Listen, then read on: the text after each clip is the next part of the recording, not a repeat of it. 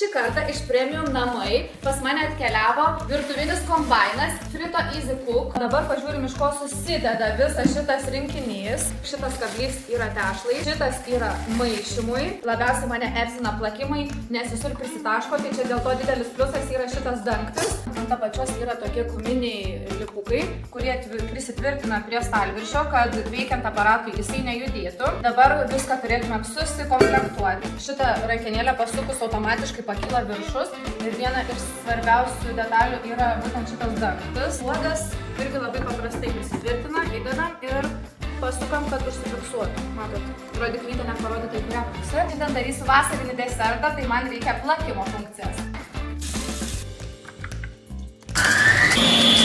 Matom, puodas yra tikrai labai didelės talpos, telpa apie 8 litrus gaminio. Matom, kaip plaka. Primažinau galingumą ir sutrumpinau laiką. Jau, kad neperplakčiau. Pažiūrim, kokią čia tokį tuštumą. 4 minučių tai vos tik tai keletą tai reikia, nes iš tikrųjų labai galingas ir greitai čia viskas vyksta. Tobulas vasaros desertas. Dabar lengva bus man jį pasigaminti su mano nauju virtuviniu kombainu Frito Easy Cook. Iš Premium namai dabar šitą virtuvinį kombainą Frito Easy Cook, jo galima maišyti įvairias tešlas, salotas, plakti, grietinėlės, kiaušinis ir kitokių ir tūkstančiai receptų.